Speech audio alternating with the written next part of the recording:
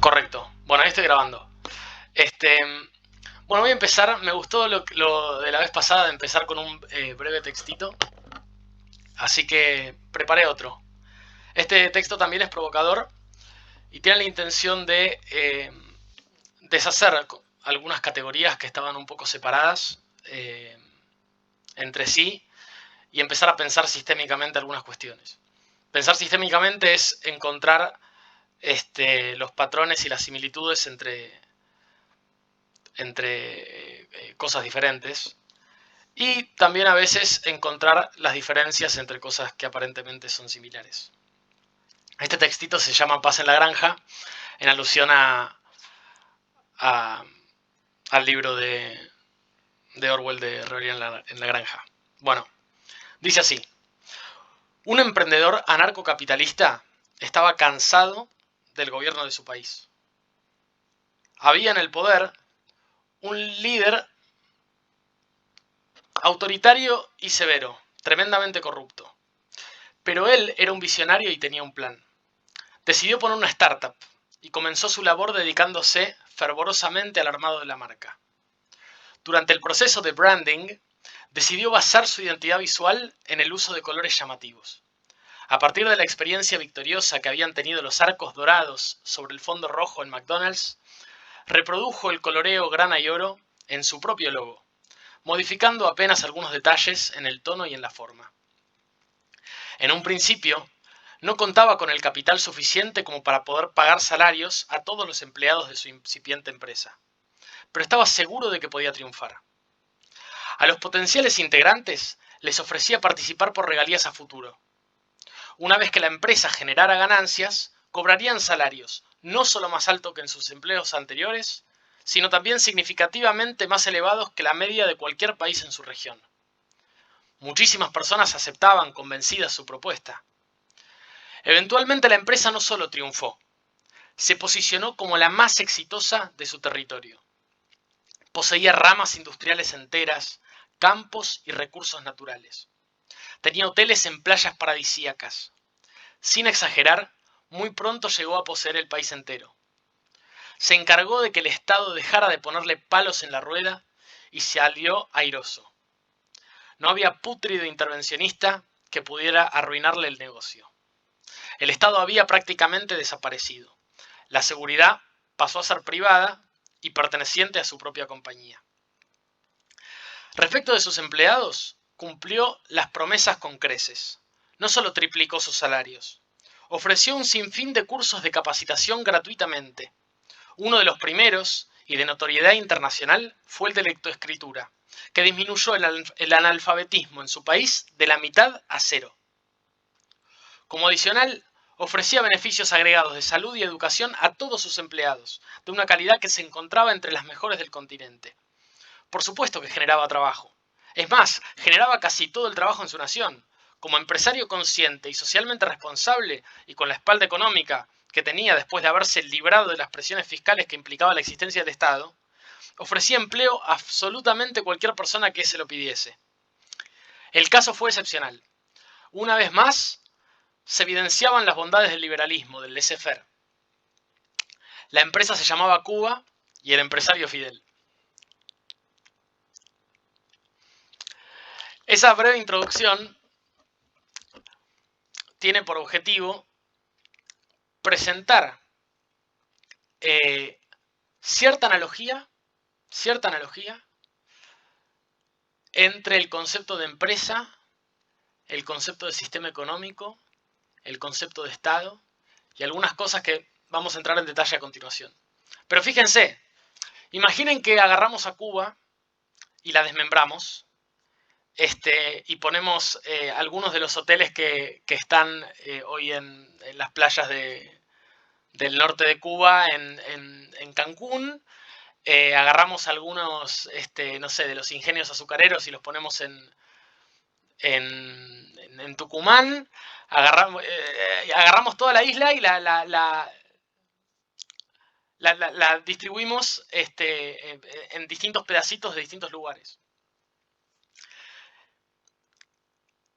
Si hacemos eso, si hacemos ese ejercicio de imaginarnos ese asunto, Fidel Castro, o bueno, en este momento no Fidel, sino, no sé, Díaz-Canel, no sé quién está en el poder, sería un empresario muy exitoso. Se podrá decir si es un empresario, algunas personas más de izquierda dirían, bueno, es un empresario relativamente explotador, podrían decir, o no sé, podrían tener su opinión. Y lo sorprendente es que en ese caso, muchas personas de izquierda que lo defendían antes a Fidel pasarían a criticarlo, porque dicen, no, bueno, este es un magnate. Y muchas personas de derecha que antes lo criticaban pasarían a defenderlo, porque no, bueno, es una persona, tiene su propiedad, que haga lo que quiera con lo que tiene, como Jeff Bezos, como Elon Musk, etc.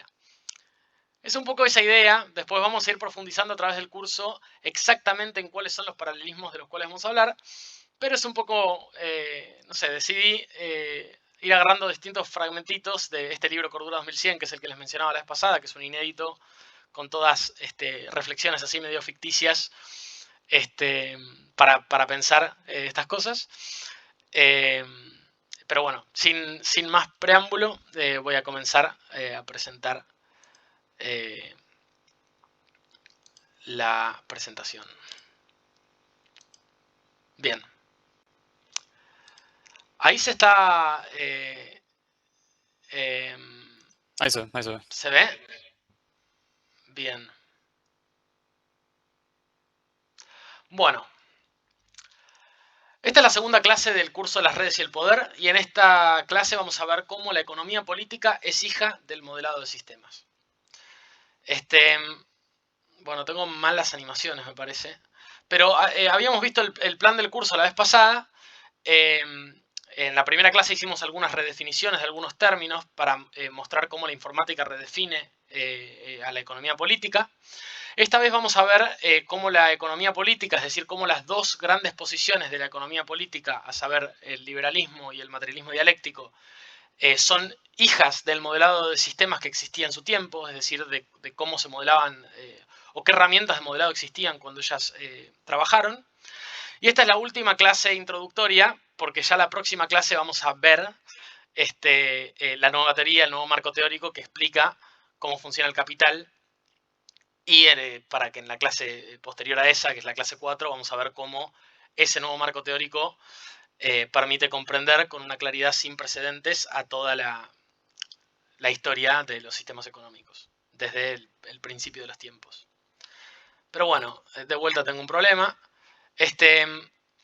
Como repaso de la clase 1, lo que vimos en la clase 1 es que la idea era debatir sistemas económicos. Distinguimos el capitalismo y el socialismo de los sistemas económicos, diciendo que los primeros son propiedades de los sistemas económicos, mientras que los sistemas económicos son procedimientos que llevan a cabo las personas, que estos procedimientos son soluciones generales al problema económico. Es decir, las soluciones generales son procedimientos que siempre pueden responder a una pregunta que tiene la misma forma, y el problema económico es, dados ciertos recursos, cierta población y cierta tecnología, qué producir, cómo producirlo y cómo distribuir eso que se produjo. Vimos que los sistemas económicos son entidades informáticas, bueno, en el sentido de que son procedimientos, y vamos a llamar entidades informáticas a los procedimientos, por definición. Hay bastante hecho al respecto. Vamos a ver el tema de la bibliografía. Estoy armando una buena bibliografía que expone un poco este tipo de puntos. Vimos en parte por qué el modelado es fundamental para la economía política, y después motivamos un poco el debate de cuál es el mejor sistema económico posible. Perdón, cuál es una buena alternativa al sistema económico actual, y vimos que esa pregunta es empíricamente resoluble y que es la pregunta más importante de la actualidad. Entonces, la idea general de por qué el modelado es importante en la economía política es porque, por un lado, el funcionamiento de los sistemas económicos depende del funcionamiento de la sociedad, por esto que habíamos visto de que como es un procedimiento que llevan a cabo las personas, la evolución del sistema económico depende de cómo las personas funcionan y cómo interactúan con él. Además hay otra cosa, que es que como la sociedad es grande, es decir, tiene mucha gente, digo, no la podemos observar a simple vista, se observa siempre a través de modelos. Entonces, lo que vemos y cómo creemos que funciona la sociedad depende siempre de un modelo. No es algo que podamos mirar como varias otras cosas en el mundo, sino que depende del modelo que tengamos de ella. Por lo tanto, según el modelo que tengamos de la sociedad, vamos a creer que la sociedad funciona de manera distinta. Ahora, según el modelo que tengamos, entonces, vamos a creer que los sistemas económicos funcionan de manera distinta porque, como vimos en la clase anterior, el funcionamiento de los sistemas económicos depende del funcionamiento de la sociedad. Entonces, la valoración de los sistemas económicos, que como vimos es una de las preguntas fundamentales de las posiciones en economía política, va a depender del modelo que tengamos de la sociedad.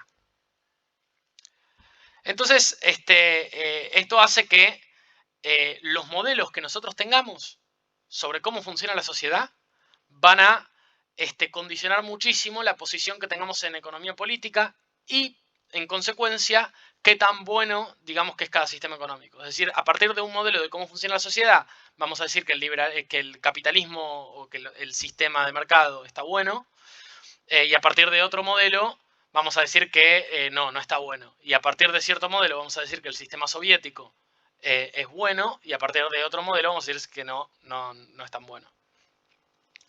En esta clase vamos a ver cómo la economía política es hija del modelado de sistemas, y en particular vamos a ver cómo la historia de la economía política es hija de la historia de las herramientas de modelado que existieron en las distintas etapas.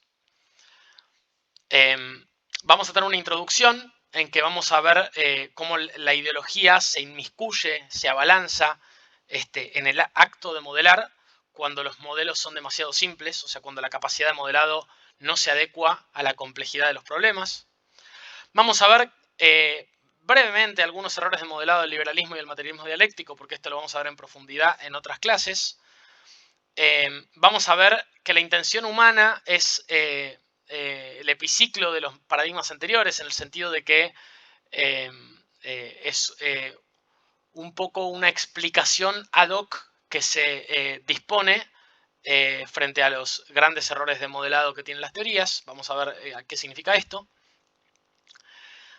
Vamos a ver que estamos en la víspera de una revolución copernicana en la economía política, porque existen herramientas de modelado que antes no existían, y toda la historia de la economía política y de las herramientas de modelado muestran que estamos en condiciones para tener un nuevo marco teórico superador. Básicamente que hay tres grandes etapas en la historia del modelado. Solo dos grandes posiciones en disputa, que son el materialismo dialéctico y el liberalismo, que se corresponden con la primera y la segunda etapa de esta historia, y por lo tanto que la expresión de la tercera sería una gran revolución en cómo podemos entender la economía. En tercer lugar vamos a llevar a cabo una serie de observaciones preliminares para motivar la reflexión entre esta clase y la próxima, en que vamos a comenzar a exponer ese nuevo marco teórico. Entonces, introduciendo el tema, vamos a ver en qué sentido la ideología se abalanza cuando los modelos son demasiado simples, ¿no? Imaginemos que tenemos que trazar una curva que aproxime estos puntos, es decir, trazar alguna curva de cualquier tipo que aproxime estos puntos, pero tenemos una limitación de que solo somos capaces de trazar rectas. Las rectas son un tipo de curva, que son las curvas rectas.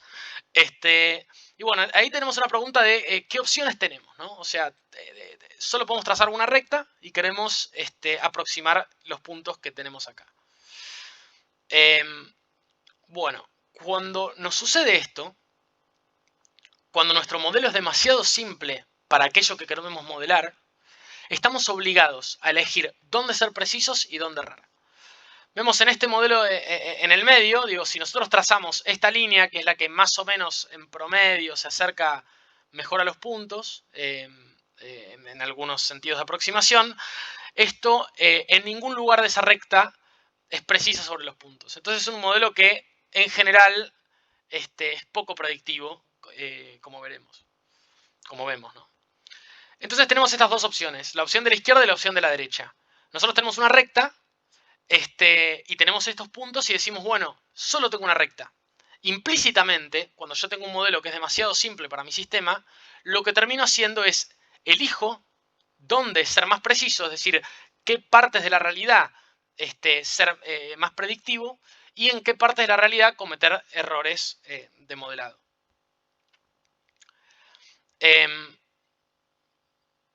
Vimos la vez pasada que los modelos de la sociedad que hacen tanto el liberalismo como el materialismo dialéctico son de tipos particulares. El liberalismo habla de individuos racionales que se agregan en una ley de oferta y demanda que determina cómo funciona la economía. Y el modelo materialista dialéctico habla no de individuos racionales, sino de clases sociales y que describe el funcionamiento de la sociedad a partir de una serie de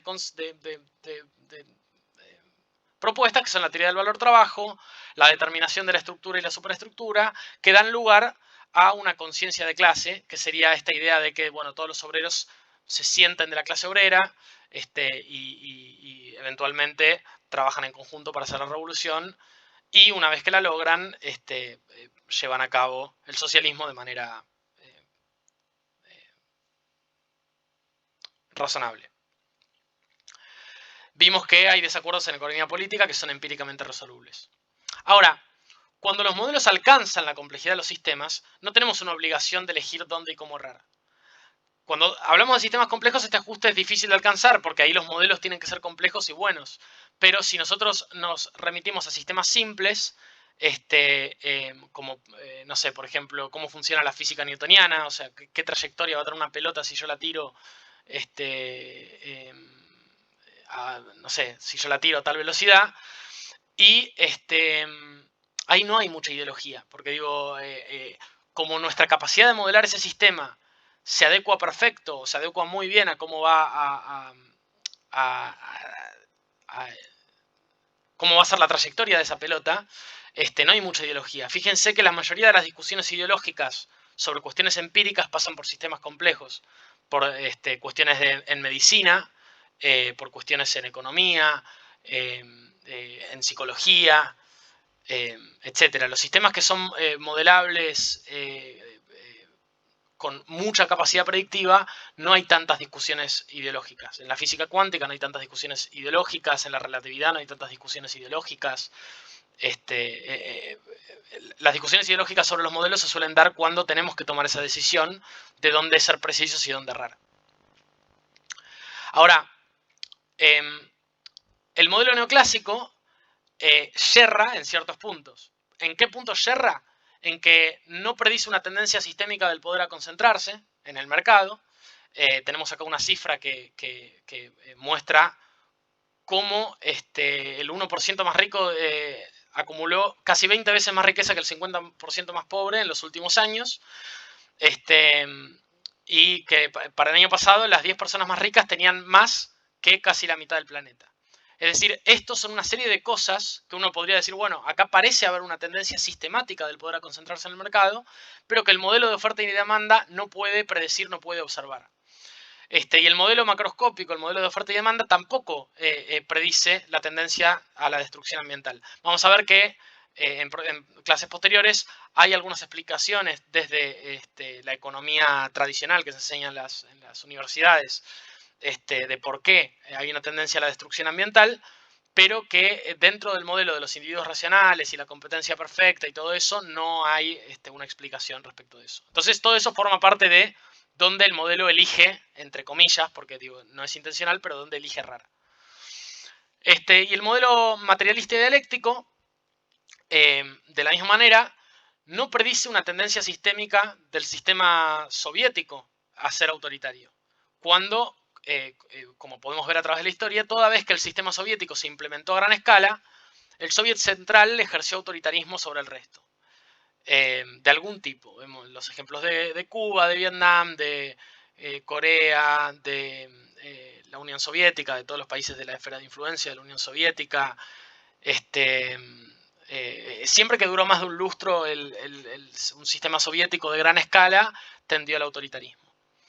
Y el modelo macroscópico tampoco predice por qué la revolución se hizo en Rusia, en lugar de en Alemania, como lo habría predicho Marx, ni por qué la clase obrera internacional no es socialista. Estos conceptos no se explican desde el gran modelo de la lucha de clases, sino que se explican desde también algunas observaciones pormenorizadas complementarias, como lo son el leninismo, que explica por qué fue en Rusia la revolución, o como lo es, la postura de la batalla cultural y la hegemonía de Gramsci, que explica más o menos por qué, o de alguna manera pretende explicar por qué la clase obrera internacional no es socialista. Ahora, ¿en qué sentido, digo, qué son estos dos tipos de explicaciones? ¿Qué pasa con los puntos afuera de la recta, como, la desigualdad para el sistema de mercado o el hecho de que la clase obrera internacional no sea socialista para el modelo soviético? Ninguno de los dos, o sea, la gente que adopta estos modelos no niega la existencia de esas observaciones concretas, las comprende y saben que su modelo es una idealización, o sea, saben que están aproximando con una recta algo que no es exactamente una recta. Pero estos puntos que están afuera de la recta se explican como algo así como ruido en el sistema. Es decir, son fenómenos, o bien se explican como fenómenos accidentales o no sistémicos, o bien se explican a partir de los efectos de factores que no se consideran dentro del modelo fundamental. Por ejemplo, que no se consideran dentro del modelo fundamental de la lucha de clases o que no se consideran dentro del modelo fundamental de oferta y demanda, pero que, que generan estos efectos, pero que igual macroscópicamente son insignificantes. ¿A qué se refiere esto? A que, por ejemplo, el liberalismo habla de la ley de oferta y demanda, nota la desigualdad, tiene que explicar la desigualdad y la explica a partir de algo que muestra por qué la desigualdad existe, que no se considera dentro del modelo de oferta y demanda, pero que aún así no niega la posibilidad de modelar la realidad mediante el modelo de oferta y demanda. Solamente dice, bueno, es imperfecto, tenemos explicación de estos puntos por afuera, pero nunca se niega que la recta esté bien planteada. Solamente se dice, bueno, estos dos puntos están afuera de la recta por este y este motivo, ¿no? Para explicar esto exactamente, hay un epistemólogo llamado Imre Lakatos que distingue en las teorías dos grandes conceptos. Algo que llama el núcleo firme de las teorías y algo que llama el cinturón protector. El núcleo firme sería algo así como esa recta que se traza, ¿no? Es como el concepto fundamental, o sea, los conceptos centrales de un marco teórico, como por ejemplo la oferta y demanda o la lucha de clases. Y después se dice que todas las teorías tienen un cinturón protector. Como este núcleo firme suele tratar con idealizaciones y cosas que se van afuera de las idealizaciones, hay una serie de hipótesis que se hacen respecto de cómo funcionan la realidad que permiten explicar esos desajustes entre el marco teórico y la realidad. Un ejemplo muy importante de esto fue cómo funcionó la revolución copernicana. Antes de la revolución copernicana se tenía un modelo geocéntrico del movimiento de los cuerpos celestes. Básicamente se creía que todo movimiento celeste estaba dado por movimientos perfectamente circulares y centrados en la Tierra. Entonces que todos los astros se movían alrededor de la Tierra a partir de movimientos perfectamente circulares. Ahora, hay una serie de cosas que desde ese núcleo firme no son explicables. En particular el movimiento retrógrado de los planetas. Básicamente cuando una persona está en la Tierra y mira a los planetas a través del año, nota que hay planetas como Mercurio que tienen una etapa retrógrada. Es decir, que parecen ir en una dirección en el cielo y después en algún momento parecen retroceder y después parecen continuar. Entonces, todos estos movimientos retrógrados tenían que explicarse desde el marco teórico anterior, es decir, desde el marco teórico geocéntrico. Y para explicarlo surgieron esto que se llamó los epiciclos, que son, los epiciclos son órbitas que orbitan órbitas. O sea, básicamente, en lugar de que Mercurio esté orbitando la Tierra en una órbita perfectamente circular alrededor de la Tierra, se dice que Mercurio orbita una órbita mucho más chiquitita, que el centro de esa órbita orbita alrededor de la Tierra. Entonces, si nosotros pensamos que Mercurio es como si fuera la relación entre Mercurio y la Tierra, sería como la relación entre la Luna y el Sol, que la Luna orbita la Tierra y la Tierra orbita el Sol, pero en caso de que la Tierra no exista y la Luna tenga esa misma trayectoria, ¿no? Entonces, si vos miras la Luna desde el Sol, vas a tener momentos donde la Luna parece avanzar y momentos donde la Luna parece retroceder. No es el caso de la Luna porque la Tierra va demasiado rápido para que parezca retroceder. Pero si la Tierra fuera muy lento alrededor del Sol, entonces cuando la Luna va para un lado de la Tierra va a parecer avanzar y cuando va para el otro parece retroceder. Entonces, estos epiciclos empiezan a explicar como si fueran hipótesis auxiliares, como cinturón protector, por qué todas estas cosas, todos estos movimientos retrógrados se daban. El liberalismo y el materialismo dialéctico tienen sus epiciclos, es decir, tienen sus explicaciones ad hoc de ciertos fenómenos. Y muchas veces están asociados a la voluntad humana o la intención humana. Por ejemplo, la extrema desigualdad y el autoritarismo se explican desde cuestiones de voluntad humana y tenemos frases lamentablemente muy frecuentes hoy en día que afirman, por ejemplo, que los pobres son pobres porque quieren o que los multimillonarios como Jeff Bezos o Elon Musk lo son porque se rompieron el lomo trabajando y porque se esforzaron más. Y en consecuencia, como el problema tiene que ver con la voluntad, la solución es educación. Y por otro lado, también desde el materialismo dialéctico hay explicaciones de voluntad humana respecto de por qué el sistema soviético es autoritario. Por ejemplo, que Stalin traicionó la revolución o que las burocracias de distintos países traicionaron la revolución. Y las soluciones también son volitivas, ¿no? De intenciones humanas. Por ejemplo, para solucionar el problema de el autoritarismo hay que hacer la revolución permanente, que es esta idea de garantizar siempre la democracia en el sistema soviético, poniéndole pila a eso. O, por ejemplo, para solucionar el desajuste a veces entre qué es lo que quiere hacer gran parte de la población y qué es lo conveniente para la mayoría de la población. El Che Guevara hablaba de la conciencia del hombre nuevo, que es básicamente esta idea de, bueno, si para no ser autoritarios, o sea, para no obligar a la gente a hacer algo que no quiere, bueno, que la gente quiera hacer eso a lo que lo obligaríamos en otro caso. Dicho muy chicaneramente, es decir, básicamente lograr que todas las personas tengan un nivel de conciencia suficiente para que crean que aquello que es mejor para todo el sistema es lo que ellos mismos quieren hacer. O sea, alinear la voluntad individual a la conveniencia del sistema, ¿no? Esas serían las soluciones. Ahora, este tipo de epiciclos, o sea, este tipo de explicaciones a partir de voluntad humana, son muy distintos a las explicaciones que se hacen de otros fenómenos, ¿no? Porque cuando explican el funcionamiento del sistema a partir de la ley de oferta y demanda, es algo como muy inevitable. O cuando se habla de la lucha de clases, parece algo muy inevitable, ¿no? Como es una ley objetiva del mundo, parece ser. Pero después tenés todas estas otras cosas que en lugar de ser leyes objetivas, son cuestiones accidentales que se explican mediante cuestiones individuales. Vamos a ver a través del curso cómo estos fenómenos se pueden ambos explicar desde un modelo más adecuado, haciendo algo así, ¿no?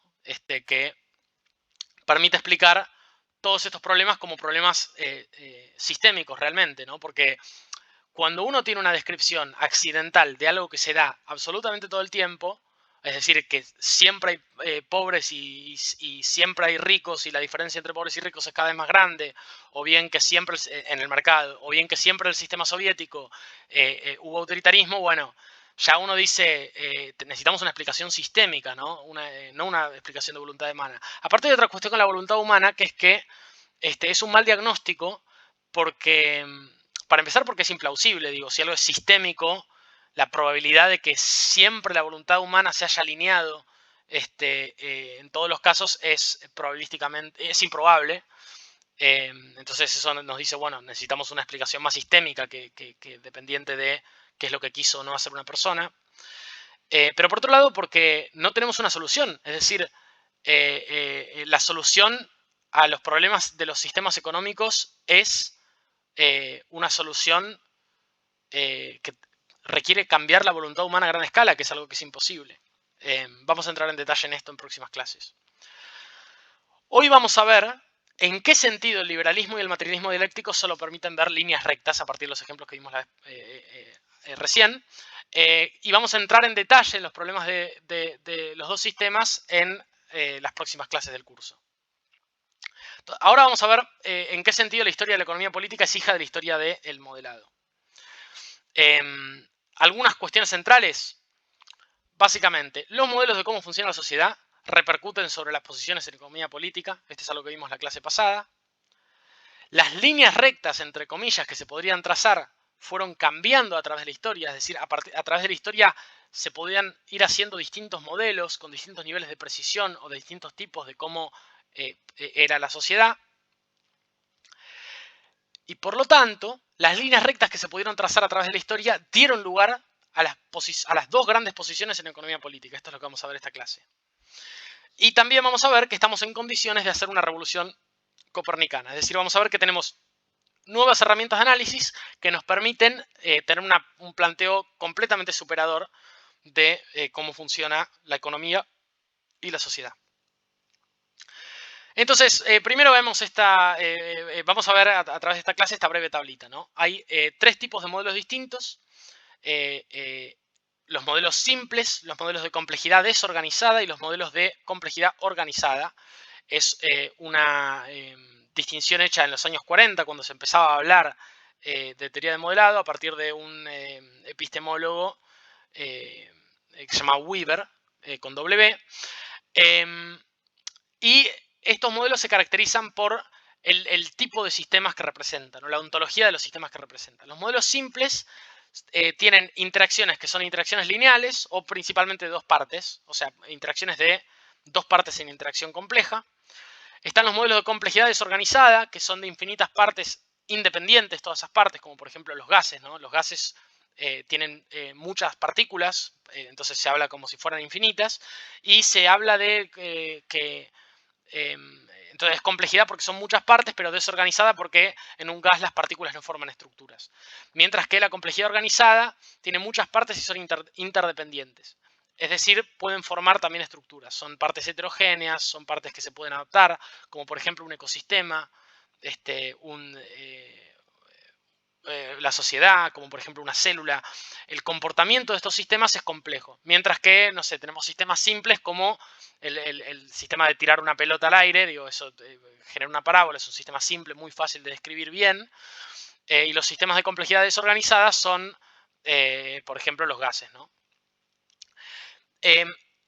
Estos tipos de modelos surgen de paradigmas de modelado, es decir, existió un momento inicial, un momento fundamental que dio las herramientas de modelado que después formaron estos sistemas que surgieron en distintos momentos de la historia. Los modelos simples surgen con las ecuaciones diferenciales, vamos a ver esto. Los modelos de complejidad desorganizada surgen con la mecánica de estadística en el siglo XIX. Y vamos a ver después que los modelos de complejidad desorganizada surgen con los modelos multiagentes en el siglo XX. Cada uno de estos modelos tuvo una expresión en economía política. Nacen los modelos simples en el siglo XVII. No. Ay, lo puse mal. Empezaron en el siglo XVII. Lo puse 7. Bueno. Y se expresan en economía política con el materialismo dialéctico en el siglo XIX, que es un sistema que describe a la sociedad a partir de dos partes que son las clases sociales. El modelo de infinitas partes independientes, vamos a ver en qué sentido aparece con el modelo liberal o neoclásico y aparece en el siglo XX, porque este modelo no aparece con Adam Smith, sino que aparece después, incluso el materialismo dialéctico, y vamos a ver que, o sea, noten que aparecen después, ¿no?, las expresiones en economía política, y lo que vamos a ver es que hay un paralelismo exacto entre estas familias de modelo y vamos a ver cómo hace falta un tercer tipo de modelos en economía política que exprese la complejidad desorganizada, porque es muy claro que la sociedad es un sistema complejo. Lo que vamos a ver en esta clase es cómo funcionan los dos primeros, para que en la clase siguiente y en las posteriores vamos a ver en detalle cómo funciona el nuevo marco teórico. Bueno, todo empieza con Newton. Newton tiene como dos grandes fórmulas. Newton es el primero en describir los movimientos supralunares, es decir, los movimientos del espacio, y los movimientos sublunares, es decir, los movimientos en la Tierra, a partir de las mismas fórmulas. Antes, en la física desde Aristóteles, se hablaba desde fórmulas distintas de estos dos fenómenos. Y básicamente, él describe el movimiento de los astros a partir de dos grandes fórmulas. La fuerza es igual a la masa por aceleración, es decir, la fuerza ejercida sobre un cuerpo es igual a la masa de este cuerpo por la aceleración. Bueno, es claro. Y otra fórmula que es un poco menos célebre que la primera es que la fuerza gravitatoria entre dos cuerpos es igual a una constante, que es un número conocido, una constante llamada G, por la suma de la masa del primero de los cuerpos más la masa del segundo de los cuerpos sobre el cuadrado de la distancia entre ambos cuerpos. Es una fórmula que no hace falta conocerla, pero ¿cuál es la idea con esto? Que si sabemos la posición de dos cuerpos, asumiendo que sabemos la masa de los dos cuerpos, ¿no? O si sabemos la masa de cualquier cantidad de cuerpos, con saber su posición, la posición de todos ellos, sabemos su aceleración. ¿Por qué? Porque podemos saber la distancia entre ambas. G es una constante, las masas son conocidas, entonces sabemos la fuerza. Y como sabemos la fuerza y sabemos la masa, podemos con esta primera función saber la aceleración. ¿Qué significa esto? Que podemos formular un sistema cerrado. Un sistema cerrado es un sistema en el cual podemos saber cómo evolucionan ciertas variables solamente apelando a sí mismas, apelando a estas mismas variables, ¿no? Por ejemplo, en este caso, si yo sé la posición y la velocidad de los cuerpos, puedo saber las tasas de cambio de ambas variables. Es decir, la velocidad es la tasa de cambio de la posición y la aceleración es la tasa de cambio de la velocidad. Esto es algo bueno, que sabemos. Cuando yo tengo la posición y la velocidad, puedo saber la tasa de cambio de ambas variables, porque si ya tengo la velocidad, trivialmente tengo la tasa de cambio de la posición, porque esa es la velocidad. Y si, bueno, si tengo la masa de los cuerpos, que asumo que la tengo, con la posición puedo obtener la aceleración, con las dos fórmulas del principio. Entonces, con la posición obtengo la aceleración, que es la tasa de cambio de la velocidad, y entonces, con solamente saber la posición y la velocidad de los cuerpos, sé la tasa de cambio de los dos sistemas. Esto, con estas fórmulas yo puedo formular lo que se llama un sistema cerrado de ecuaciones diferenciales, que no es más que el nombre de decir, si yo sé la posición y la velocidad, es decir, si sé estas dos variables, puedo saber sus tasas de cambio. Puedo saber las tasas de cambio de las mismas apelando solamente a esas dos variables. O sea, puedo saber la tasa de cambio de la posición apelando solo a la posición y la velocidad, que es la velocidad, y saber la tasa de cambio de la velocidad apelando solo a la posición y la velocidad, porque apelo a la posición y las dos fórmulas que tenía, y con eso obtengo la aceleración. Ahora, yo tengo un problema, o sea, hay un problema con esto. Si la velocidad fuera constante, yo podría predecir exactamente cómo evoluciona el sistema. ¿Por qué? Porque tengo una posición, tengo la velocidad, multiplico el tiempo transcurrido por la velocidad y con eso tengo hacia dónde se movió un cuerpo. Digo, si voy a 10 km por hora durante una hora, voy a estar a 10 km de la posición inicial. Ahora, en este sistema, apenas cambia la posición, cambia la aceleración, porque apenas cambia la posición, cambia la fuerza ejercida, entonces cambia la aceleración. Entonces surgió el problema de, bueno, ¿cómo predigo la trayectoria de estas variables a partir de sus tasas de cambio? Y Newton inventó un método para tratar con estos sistemas que se llamó integración. La integración es básicamente un método que permite describir cómo se va a mover la posición y cómo se va a mover la velocidad a partir de la cómo se mueve la aceleración y la velocidad, que son cosas que, entre comillas, cambian inmediatamente, ¿no? Entonces, la integración sirve para eso, para sistemas donde sus tasas de cambio cambian inmediatamente. Entonces, yo quiero saber cómo se van a mover las variables y, bueno, tengo este modelo. Fue un aporte tan exitoso que atravesó a todas las disciplinas y se empezó a usar el cálculo diferencial, que surgió con la integración y con la diferenciación, las derivadas. Atravesó todas las disciplinas y se usó en todos lados, desde la biología hasta bueno, la economía, se usó en todas partes. Ahora, ¿qué pasa? Que la integración cuando se hace analíticamente, es decir, cuando se hace como te la enseñan en el colegio, con papel y lápiz, solo permite tratar con sistemas que son o bien lineales, que son sistemas de los cuales no vamos a hablar, son sistemas muy simples, o sistemas de hasta dos partes en interacción compleja. Es decir, solamente se puede integrar la trayectoria, por ejemplo, de estos cuerpos, ¿no? De los cuerpos gravitatorios, con hasta dos cuerpos. Solo se puede hablar de cómo van a moverse, así calculado con papel y lápiz. Solo se puede calcular con papel y lápiz dónde van a estar dos planetas. Ya cuando son tres planetas es demasiado complejo, no hay una solución analítica al respecto, es decir, no se puede resolver con papel y lápiz, no hay un cálculo matemático que permita resolverlo.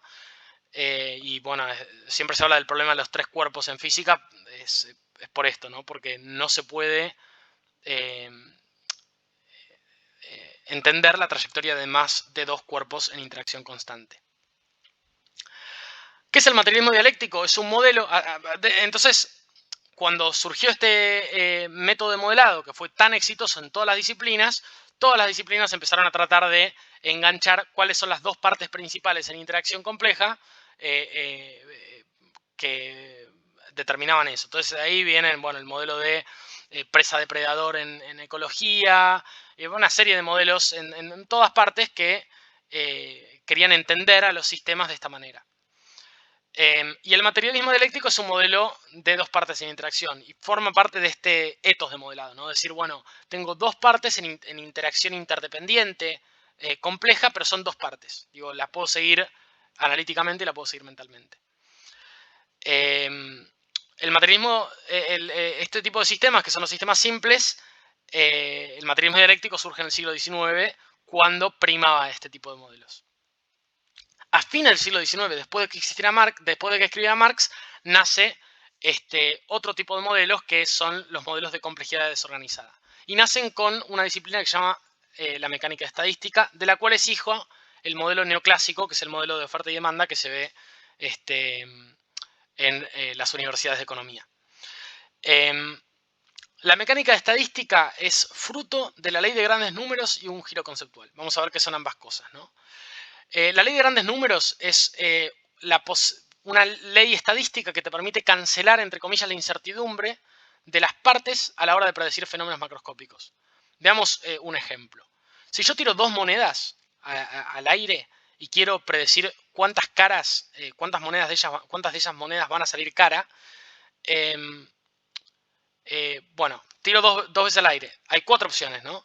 Que la primera salga cara, que la segunda salga seca, que la primera salga seca, que la segunda salga cara, que la primera salga cara, que la segunda salga cara y que la primera salga seca y la segunda salga seca. Esas son las cuatro opciones.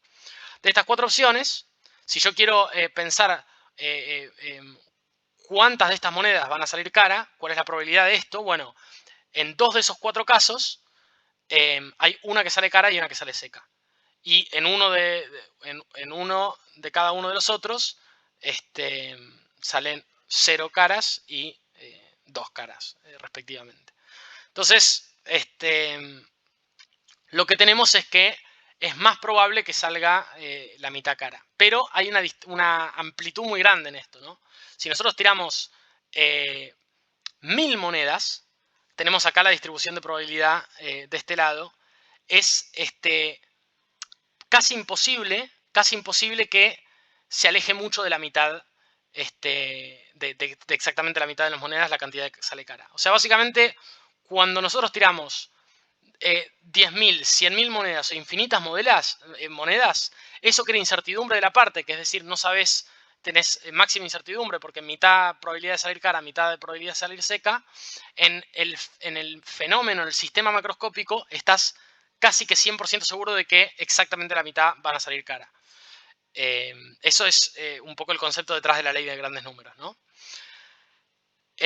¿Cuándo se puede usar la ley de grandes números? Cuando hay muchas partes, o sea que tirás prácticamente infinitas veces las monedas, y cuando las probabilidades de las partes tienen un comportamiento independiente. Es decir, cuando lo que pasa en una parte no afecta a lo que pasa en la otra. O sea, que el resultado de la primera moneda no afecte a la segunda. Porque cuando empiezan a pasar esas cosas, se puede complejizar el modelo, puede empezar a tener estructura y que vos no tengas la capacidad de cancelar toda la incertidumbre. Porque si las partes son interdependientes, entonces lo que pasa en una parte afecta a lo que pasa en otras, entonces la incertidumbre no se cancela. Si yo tengo, no sé, fichas de dominó que tienen cierta probabilidad de caerse y están todas puestas en fila, con que se caiga una, ya se van a caer todas. Entonces no es que la probabilidad de caerse de cualquier ficha va a ser del 20%. Perdón, de todas las fichas va a ser del 20%. Si la primera ficha se cae, se van a caer todas. Y esa probabilidad, la probabilidad de que todas se caigan es distinta a la probabilidad de que una se caiga. Y hay un giro conceptual también, ¿no? Para hacer mecánica estadística, que es es una cosa que nos permite hablar de comportamientos independientes cuando no hay realmente comportamientos independientes. Fijémonos cómo funcionan los gases. Los gases son sistemas de muchísimas partes, podríamos imaginarnos que son infinitas, o sea, muchísimas partículas, pero ninguna partícula tiene un comportamiento independiente al comportamiento del resto de las partículas. Porque una partícula cambia su trayectoria, o sea, una partícula de gas iría en línea recta, salvo que se choque con otra partícula. Entonces es sumamente dependiente del comportamiento de las otras partículas. Yo me voy a chocar con otra partícula y cómo funciona esa colisión, es decir, cuál va a ser mi próxima velocidad y mi próxima dirección, depende de cuándo me choco con otra partícula y de a qué velocidad iba esa partícula con la que me choqué. Entonces mi trayectoria va a ir siempre cambiando de manera que depende estrictamente y de manera muy fuerte del resto de las partículas. Pero ¿qué se puede hacer? Como las partículas de gas, como el gas es un sistema tan desorganizado, yo puedo decir, bueno, me imagino que una de esas partículas de gas la pinto de otro color y veo solo esa partícula de gas y me fijo cómo se mueve. Yo digo, bueno, esta partícula de gas, como el sistema está tan desorganizado y se choca más o menos con la misma probabilidad con una partícula que va en tal dirección, con una partícula que va a tal velocidad, más o menos es equiprobable con qué tipo de partículas se choca. Entonces yo puedo decir, bueno, ahora me imagino que esta trayectoria, o sea, que esto que era una trayectoria en línea recta que dependía estrictamente de cómo se movían las otras partículas, ahora yo digo, bueno, esta partícula que yo pinte de rojo rebota para todos lados con esta distribución de probabilidad que considero independiente al resto. El giro conceptual que se hace es, bueno, ahora yo en lugar de pensar una partícula interactuando con otras partículas, digo, esta partícula interactúa con todo el resto del gas y su comportamiento es independiente del resto de las partículas. Cada una de estas partículas sigue un movimiento aleatorio llamado movimiento browniano, movimiento random walk, etc. Cuando nosotros tenemos estas dos cosas, podemos empezar a hacer descripciones sobre el funcionamiento del gas con mucha certeza, como la ley de grandes números, porque ahora tengo muchísimas partes de comportamientos independientes. Y se justifican cosas como la ley de Boyle. Nótese, para una temperatura fija, la ley de Boyle nos dice que existe una cierta variación entre el volumen y la presión del gas, ¿no? Que es funciona más o menos de esta manera. Ahora, la presión del gas, vemos que es algo así como es una variable macroscópica que abstrae un comportamiento general de las partes. La presión de un gas que ejerce sobre algo es viene de qué tan fuerte le pegan cuántas partículas a la pared. Es un movimiento microscópico, pero, y eso hay mucha incertidumbre, como vemos acá, pero cuando tenemos muchísimas partículas, entonces decimos, bueno, eso que es la incertidumbre de la parte, que yo no sé esta partícula a qué velocidad y cuántas veces va a chocar contra la pared, se cancela esa incertidumbre y puedo hablar del sistema en general con total tranquilidad. Ahora, vamos a ver un ejemplo que relaciona la ley de Boyle con el modelo de oferta y demanda, ¿no? Si yo tengo este sistema, en que tenemos que el volumen varía respecto de la presión del gas de esta manera. Cuanto más presión tengo, cuanto más volumen del gas hay menos presión. Esto está mal.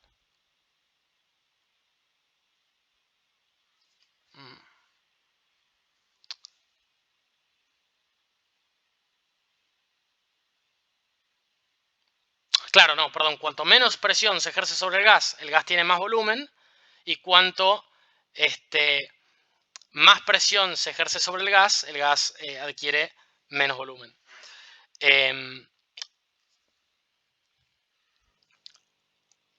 Ahora, imaginémonos que tenemos este sistemita, ¿no? Tenemos un separador que se desliza sin fricción, que separa dos gases. Tenemos un gas en un compartimento y el otro gas en otro compartimento.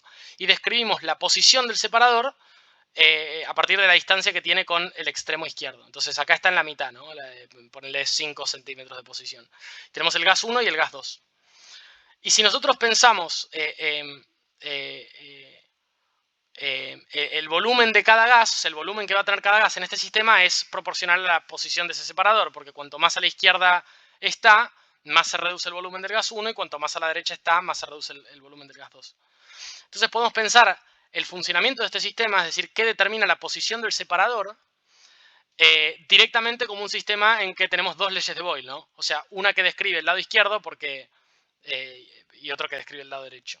O sea, tenemos que cuando se encuentra más a la izquierda el separador, el gas 1 va a ejercer más presión y cuando se encuentra más a la derecha, el gas 2 va a ejercer más presión.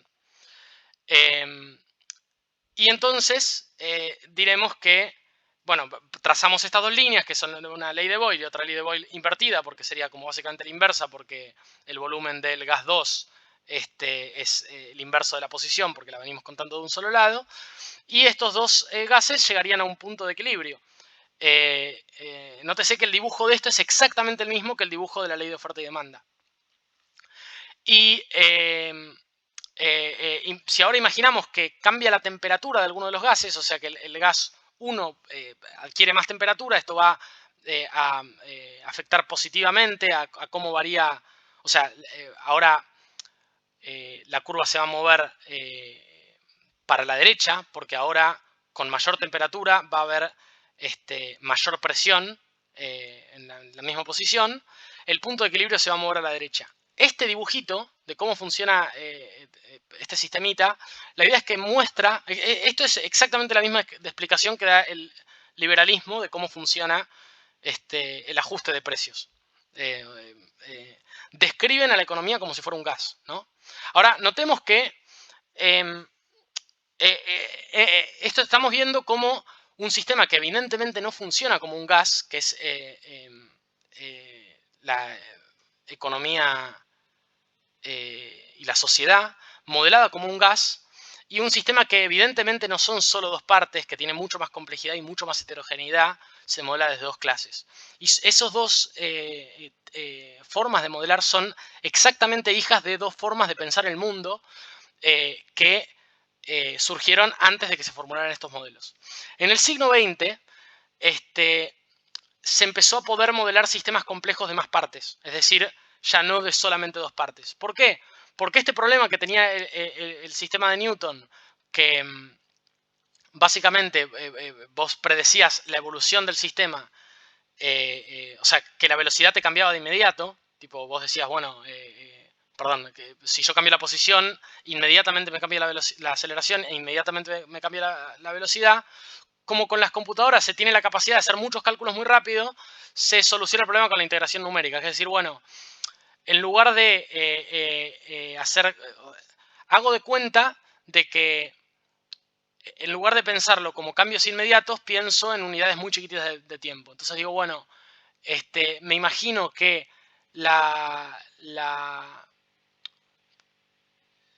voy tomando el sistema en tiempos, en momentos muy chiquititos, lo recorto en tiempos muy chiquititos y me imagino que cada uno de esos momentos, en cada uno de esos momentos no cambia de inmediato la aceleración, que se permanece estable y que la velocidad permanece estable. Entonces, con muchísimas sumas muy chiquititas se puede solucionar el problema que antes con papel y lápiz solo podía tener hasta 2 partes. Y ahora con las computadoras se pueden pensar sistemas complejos de más partes. Y eventualmente con la computación nacen los modelos multiagentes que permiten tratar con sistemas de muchas partes interdependientes. Vamos a ver en mayor detalle de qué se tratan estas cosas, pero básicamente la idea es que existe una tercera familia de modelos que nace en el siglo XX y crece a fines del siglo XX, que es posterior a los dos grandes paradigmas de modelado y que no existe una traducción a la economía política de los mismos, ¿no? Volvamos a ver este grafiquito. Tenemos dos sistemas que claramente, mediante líneas rectas, están explicando cómo funciona la sociedad, y hay un tercer tipo de modelos que no tiene una traducción todavía a la economía política y que lo vamos a ver en las próximas clases. Bueno, y por último, para terminar con la exposición, vamos a ver tres grandes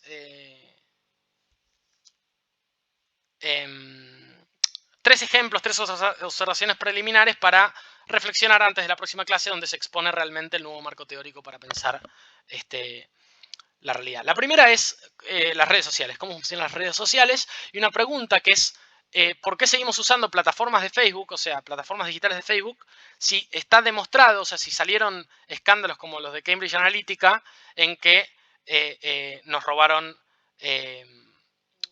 datos y los vendieron, ¿no? O sea, por ejemplo, en los términos y condiciones de Facebook, todas las personas acordamos a ser espiadas. Esto lo pueden ver en una página que es tosdr.org, Terms of Service Didn't Read, que muestra los puntos más importantes resumidos de los términos y condiciones que casi nadie lee. Pero cuando accedemos a usar Facebook, accedemos a ser espiados.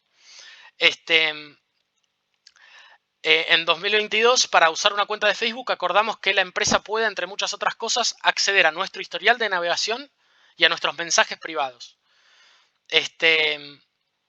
Además, estas redes tienen el incentivo comercial de que pasemos la mayor cantidad de tiempo posible en ellas.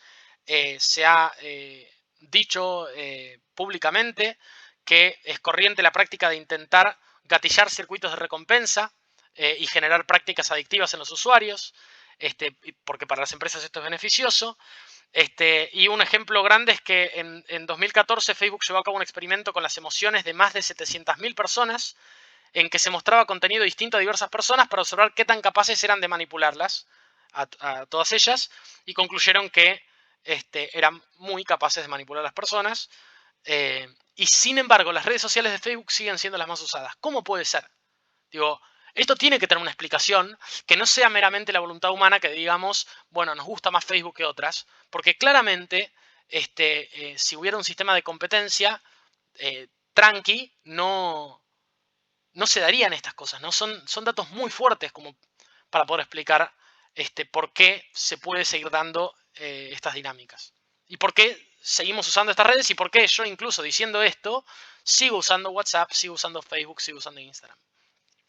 La explicación es que las redes sociales son constitutivamente monopólicas porque su valor es la conectividad. El valor principal de una red social no es la interfaz que ofrecen, sino la cantidad de gente que ya permanece en esa red social, que nos permiten hablar con más personas, conectarnos con más personas.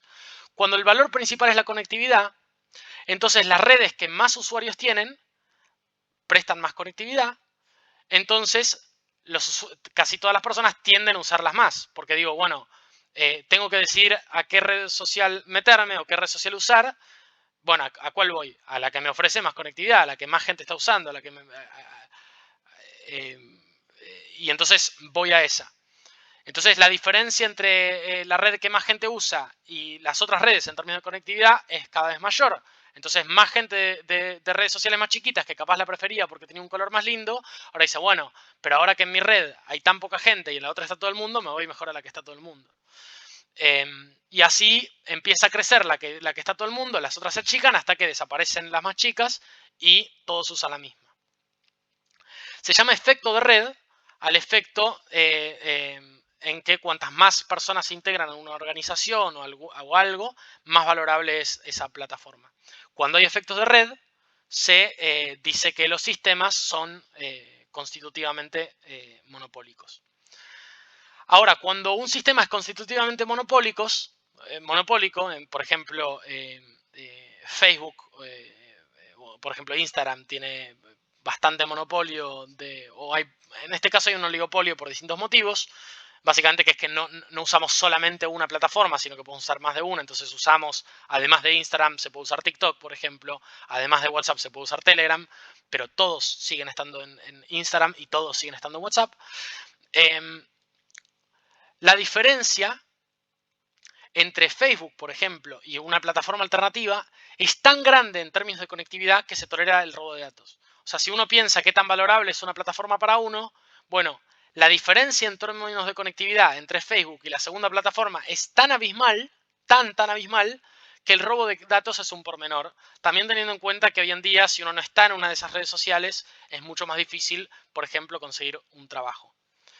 Entonces, este es como el primer concepto que vamos a usar en la próxima clase para construir el nuevo concepto, el nuevo marco teórico. En segundo lugar, vamos a ver estas islas de eficiencia en el mercado. Básicamente, hemos definido el mercado como estas actividades independientes de intercambio indirecto. O sea, el mercado es básicamente esto que hacen las personas cuando producen por sí solas, eligen qué producir y después van y se lo venden a una persona o se lo venden al mercado. Es decir, si todos estuviéramos gobernados por el mercado, todos seríamos freelancers. Todos estaríamos haciendo cosas por nuestra cuenta y vendiendo y comprando esas cosas. Y toda transacción y toda interacción entre personas sería meramente una negociación. Vamos a ver esto en detalle en la próxima clase. Sin embargo, existen empresas con organigramas y estructuras explícitas.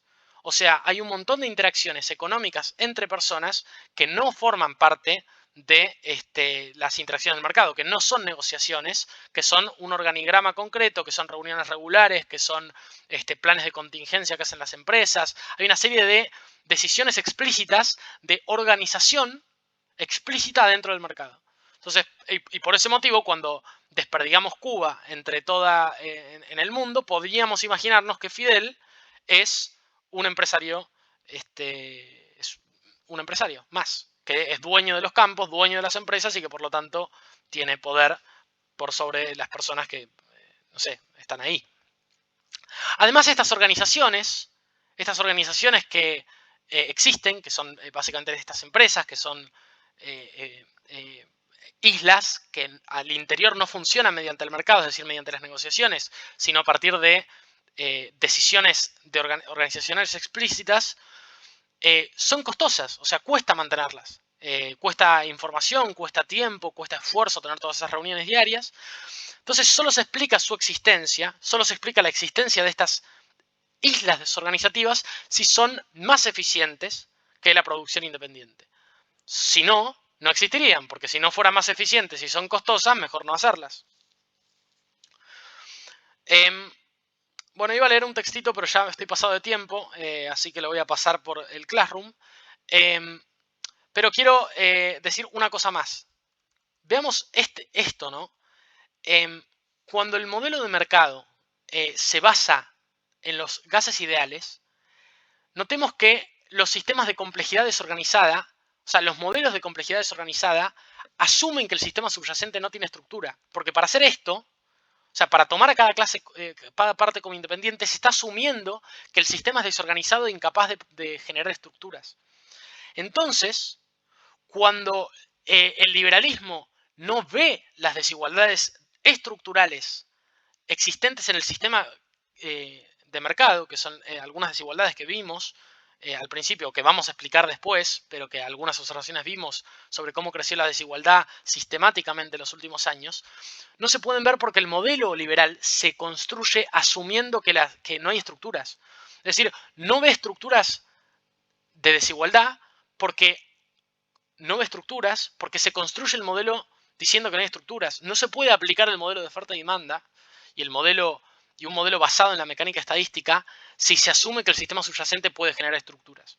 Y como vemos, el sistema tiene estructuras, que son estas empresas que vemos acá, ¿no? Vamos a ver esto en mayor detalle en la próxima clase. Y después, bueno, este es el texto que iba a leer. Y para terminar, para concluir con esto, vamos a dar un ejemplo en particular que es como ese fenómeno inexplicable para ninguno de los dos grandes marcos teóricos anteriores y que es el punto de quiebre que nos obliga a formular un nuevo marco teórico para entender el sistema.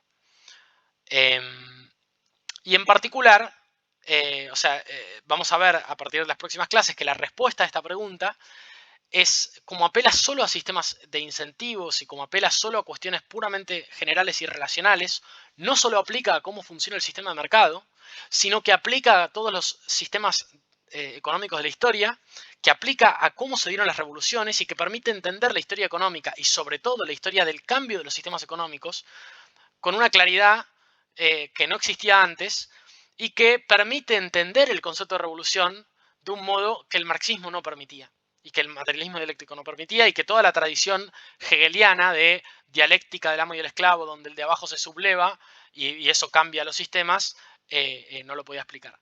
¿Por qué es tan importante esto? Porque al entender mal el concepto de revolución, al entender mal el cambio de sistemas económicos por parte de la tradición hegeliana y en particular del materialismo dialéctico, se diseñó mal las revoluciones nuevas. Porque se dijo, bueno, las revoluciones siempre fueron de un modo, vamos a hacerlas de ese modo. Cuando se hicieron de ese modo, que se entendía desde el paradigma simple, como lo vimos esta vez, bueno, se entendía mal, se entendía con grandes errores de modelado que llevó a que cuando se implementaron las revoluciones de esa manera, siempre fueron autoritarias y burocratizadas y con muchos problemas. Y lo que vamos a ver desde este nuevo marco teórico es que vamos a entender a la historia económica y esto nos va a permitir diseñar un cambio del sistema económico de un modo que nunca antes se pudo hacer. Bueno, entonces vamos a este ejemplo que es para reflexionar.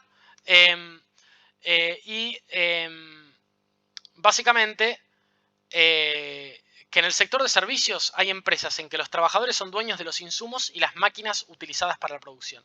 Por ejemplo, plena pandemia de COVID-19, una empresa desarrolla software y, no sé, tiene 20 empleados, cada uno de los cuales trabaja desde su casa, es decir, se paga su propio Wi-Fi, se paga su propia, no sé, la luz que necesita, la electricidad que necesita para trabajar, y es dueño de su propia compu, y desarrollan software. Sin embargo, tienen dueños que obtienen ganancias de dichas empresas. Bueno, cuando se habla de la plusvalía en la fábrica, ¿no? Es el dueño de los medios de producción, el dueño de las máquinas, el dueño de los insumos que paga salario, no sé qué.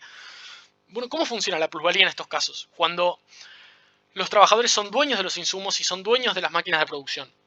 ¿Y qué significaría para el marxismo tomar los medios de producción en este caso? ¿Y por qué no sucede de inmediato? O sea, ¿por qué existen estas empresas en que hay dueños que obtienen ganancias? O sea, dueños, imaginando el dueño en un sentido más extremo, ¿no? Una persona que no trabaja en absoluto en la empresa, que simplemente tiene el título de propiedad y que la persona que organiza la empresa, que organiza sus actividades es otra, es un accionista que tiene ganancias en la empresa, pero de alguna manera todos los insumos de la producción y todas las máquinas utilizadas son de los empleados. ¿Qué significaría ahí tomar los medios de producción y por qué no sucede de inmediato? Y otra pregunta que se podría hacerle a la tradición liberal, ¿sería inmoral? ¿Atentaría contra la propiedad privada tomar la empresa? Es decir, que los obreros digan, bueno, a partir de ahora la empresa es nuestra. Porque no estarían robando ninguna máquina, ningún insumo.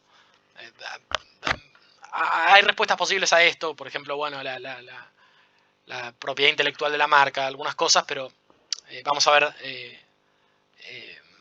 mayor detalle estos problemas la clase siguiente.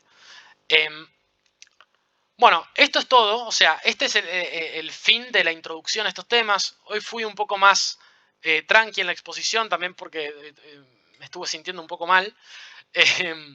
Pero, bueno, acá dejo nuevamente mi información de contacto y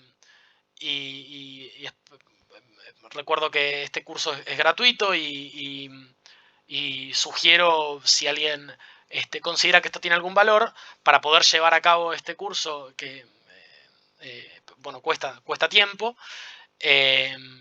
Acá hay el cafecito de Sideware y bueno, dejé un PayPal también, por si alguien deseara hacer alguna donación.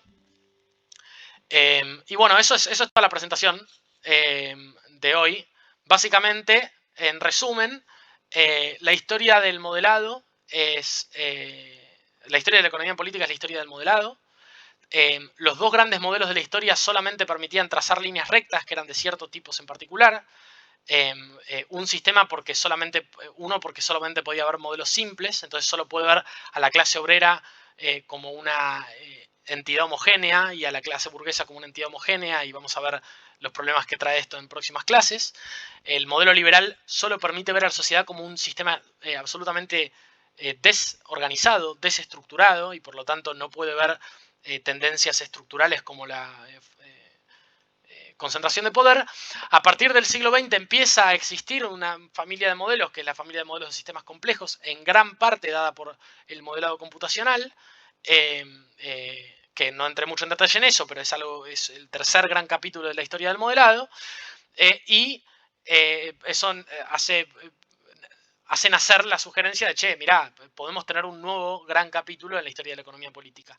Y después planteamos tres ejemplos para reflexionar que básicamente con estas tres piezas ya están las pistas para que si alguien lo quiere reflexionar por su propia cuenta, se puede construir el nuevo marco teórico, que son las redes sociales y el concepto de efecto de red, las empresas como organizaciones de individuos y como veremos en la próxima clase, como redes sociales en cierto sentido y hasta cierto punto, y en tercer lugar, la existencia de este tipo de empresas, de por qué no se toman los medios de producción, de por qué, de cómo la explotación, entre comillas, no se, en ese caso, la explotación entre comillas, porque digo, en el sentido marxista, la ganancia en las empresas es explotación, pero no se explica desde el ejemplo típico de la fábrica en que el capitalista es dueño de las máquinas, entonces no sé qué, le paga a los obreros, pim pum pam. Con estas tres cosas vamos a construir el nuevo marco teórico que permite entender al mercado, al sistema económico actual tardío, a la historia de los sistemas económicos y al concepto de revolución y de cambio del sistema económico con una claridad sin precedentes. Bueno, voy a dejar de compartir pantalla y a responder preguntas de quien quisiera hacerlas. No sé qué les pareció la clase, fue más tranqui que la anterior, fue muy técnica, quizás.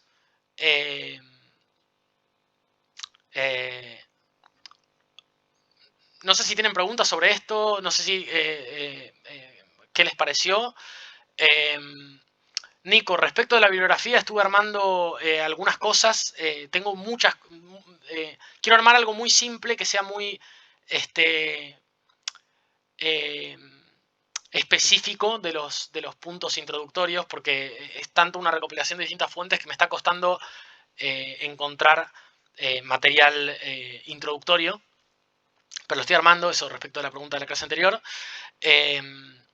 Y voy a recomendar también algunas cosas respecto del modelado computacional y sistemas complejos para quien le interese. La clase pasada vimos un... sí. Santi. No. Que la clase pasada habían hecho una pregunta, dejé una respuesta en el Classroom sobre el tema de las definiciones. No sé si la llegaron a ver.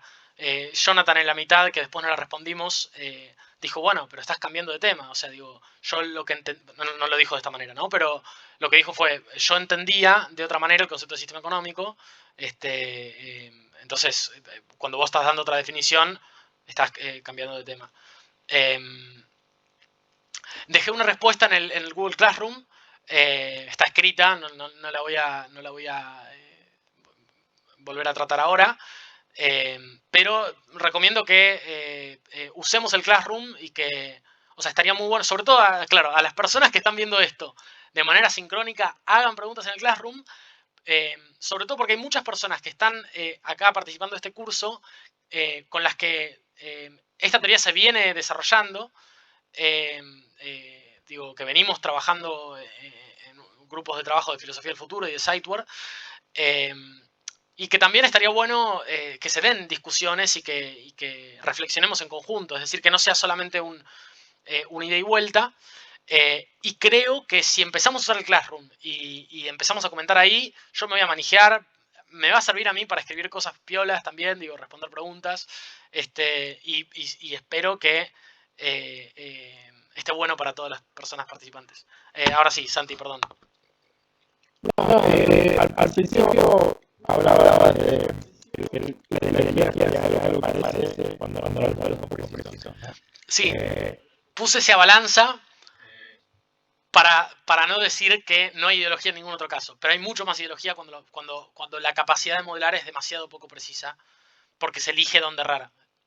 Claro. Y en ese sentido, ¿qué entendería por ideología? O sea, ¿me estás actuando de una definición del marxismo? No. No, una definición muy del sentido común. Básicamente, según cómo se entienda, los intereses personales, la opinión, qué me gusta más, qué me gusta menos. No, diría, mejor que ideología, diría quizás que hay algún componente de que pasa por el ámbito de lo normativo, de lo prescriptivo, de qué es lo mejor y qué es lo peor, ¿no? O sea, qué creo mejor y qué creo peor en términos pragmáticos. Sí, pero no, porque digo, en un sentido, o sea, ad hoc en el sentido de que elijo ¿en qué sentido no ad hoc? O sea, en un sentido ad hoc sí, porque estoy eligiendo la que más me conviene o la que más se alinea con lo que me parece piola. Pero en un sentido no ad hoc de que hay cierta motivación de decir, bueno, yo tengo una recta y no estoy haciendo tipo una cosa rara. Digo, tengo una recta que traza una serie de puntos, que sirve, que funciona, que es una teoría que se consolida, que mucha gente la cree, que ha mostrado fortaleza predictiva. O sea, tanto el modelo liberal como el modelo materialista y dialéctico sirvieron para analizar la realidad. Hoy hay un montón de gente que explica la concentración de capital desde temas desde la teoría marxista y explica un montón de fenómenos históricos desde la teoría marxista, sobre todo en las ciencias sociales, de maneras limitadas y con hipótesis ad hoc ahí en el sentido sí más del ácatos o de los epiciclos, que dicen, bueno, entra Gramsci y te dice, bueno, esto en particular funciona de esta manera, entra Lenin dice esto funciona de esta manera, Foucault dice esto funciona de esta manera. Entonces, eso que era el marxismo, que era una teoría en particular, no se adecua perfecto a todas estas cosas y entonces tenés explicaciones ahí ad hoc de todas estas cosas. El liberalismo lo mismo, ¿no? Tenés el modelo neoclásico, que es muy predictivo en muchas cosas, pero hay cosas que no explica, como la concentración zarpada de capital que existe. No es ad hoc en el sentido de que... iba a decir algo que me olvidé. Pero bueno, en cierto sentido no es ad hoc. No es ad hoc en el sentido de que no es que hace lo que le pinta. O sea, busca hacer lo mejor posible. Pero restringido por la capacidad del modelo, dice, bueno, o sea... ya sé en qué sentido no es ad hoc. En el sentido de que es implícita la elección de en dónde errar. O sea, decir, yo tengo una recta, solo hay rectas. Entonces, no es que ad hoc tras una recta. Todos estamos pensando el mundo en términos de rectas. Ahora, yo trazo una recta y digo, bueno, todos vamos a estar trazando una recta, yo trazo una recta que interpola estos puntos de la izquierda. Implícitamente estoy eligiendo errar en los de la derecha. Pero no es que el liberal hace una decisión consciente de, che, voy a ocultar voy a ocultar la tendencia del capital a concentrarse.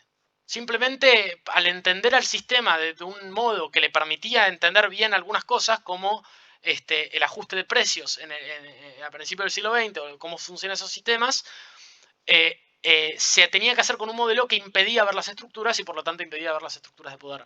No sé si te respondí, creo que no te respondí. Sí. Sí. Puede ser que me haya... Y Sí. no, ahora lo que quería agregar es que capaz también una palabra alternativa para el término ideología podría ser como un sesgo. No tanto en el sentido peyorativo de sesgo, sino, digamos, en términos de que cuando siempre pongo y tiene esa capacidad o cierta manera de modelar fenómenos, y que eso es como que usa una marca de lo que estás usando. Si otro modelo otro tipo de sesgo, podría hacer el ejemplo contrario, lo que hace puesto de un sesgo, sería sobre dejar de los fenómenos y empezar a poner todos fluidos o detalles como sin poder tener capacidad de acción, pero pasar eso como atraer demasiado, puede llegar a la empatía de la pantalla y ahí como lo introduce el copio de la manera que ponga problema. Perdón, Joaco es también miembro fundador de Filosofía del Futuro y es de filosofía y se dedica a la inteligencia artificial, ¿no? Estás en ciencia de datos, ¿no? ¿Querés explicar brevemente qué es sobreajustar, qué es el overfitting? Sí, o sea, el ejemplo que hablado de la curva está bueno para pensarlo. O sea, hay un concepto de tema en la que es el 32, que es la varianza. Uno quiere que el modelo sea lo más general posible, como para poder abarcar una gran cantidad de casos, digamos. Pero sin embargo, siga el patrón que también siguen los datos. Entonces, los últimos los modelos serían, por un lado, el sobreajuste, que es cuando, por ejemplo, en el caso de esta serie de puntos, que es cuando está hablando para variar, digamos, sobreajuste podría ser que empiezan a hacer una función para variar, digamos, pero no de modelo que es una función que pasa sin no ser ruido. Esa función va a pasar todos los puntos. Acá tengo una imagen para... ¿Se ve? Ahí va, sí. Claro, ahí está. Entonces, en este caso, lo que hacía a veces es clasificar qué puntos son azul y qué puntos son de color rojo, ¿no? Entonces tenemos una función que pasa en una barra, que esa encuentra entrando al banco relevante de los datos y permite que ahí se saca casos nuevos. La función verde, en cambio, si bien logra hacer una clasificación que sigue con un criterio, sin embargo, no es muy ruidosa. Y el resultado de ese video está aprendiendo particularidades de estos datos que en este caso está leyendo acá y los generaliza a otros. Empieza a hacer varias, digamos, de mencionaba y de sesgo, que es tener una función cuando una función lineal que corta puntos así de la recta. Esa función nosotros lo que podríamos decir que está subordinando los datos, que no está cambiando ni por interesante y que en ese caso es que tiene demasiado sesgo. O sea, viene con supuestos que son demasiado fuertes para lograr la cantidad de fenómenos. Entonces creo que ahí lo que se mencionaba por ideología sería más competitivo. Sería tener una supuesta tan numerosa, tan difícil de visibilizar, que hacen que entonces el fenómeno no lo modelamos con su complejidad. Claro. Cuando aparece el modelado computacional, y en particular las redes neuronales, ya empieza a ser un problema del overfitting. Recordemos qué es este sobreajuste. Al principio de esta presentación dimos el ejemplo del Lakatos, ¿no? Lakatos, el núcleo firme de las teorías, y el cinturón protector, que son las hipótesis auxiliares, y dimos el ejemplo de los epiciclos para el modelo de Copérnico. Cuando los epiciclos son un poco un intento de hacer overfitting en un modelo sesgado, ¿no? O sea, el epiciclo es, vos tenés... ¿Por qué? ¿En qué sentido es eso? Si el error es muy chiquitito, no te molesta. O sea, si el error de la predicción de la trayectoria de Mercurio fuera un poquitito, nadie diría, che, tengo que armar un epiciclo. Decís, no sé, tipo, ni idea. Ni siquiera se ven esos problemas, ¿no? Esos problemas tan minucias. Y eso sí se consideran ruido en el modelo. Ahora, cuando hay fenómenos muy grandes o muy ostensibles, digo, bueno, che, Mercurio va para atrás un pedazo del año, tipo, ¿qué onda? Ahí se empiezan a formular estos epiciclos. ¿Qué son los epiciclos? Bueno, en un modelo donde el núcleo firme está sesgado, en el sentido de que, o está condenado a ser sesgado, porque tenés, no sé, por ejemplo, el sistema curvo trazado con una recta, en caso de la economía o de la economía política, tiene que ver con que los modelos que se tenían no eran todavía modelos que permitían tratar con complejidad organizada, o sea, con sistemas complejos como lo es la sociedad, o como digo, que esos nacen en el siglo XX, tardíos. Se tiene este problema de, bueno, tenés que ajustar con epiciclos todas esas cosas. Ahora, ¿cuál es el problema del overfitting? El problema del overfitting es que te sirve muy poco para hacer predicciones, porque si yo quiero, por ejemplo, perdón, voy a compartir una nueva pantalla. Si yo quiero adivinar, tipo, me dan un nuevo punto y yo quiero adivinar de qué color va a ser, voy a tener mucho más chance, probablemente tenga mucho más chance de pegarla si uso la línea negra que si uso la línea verde.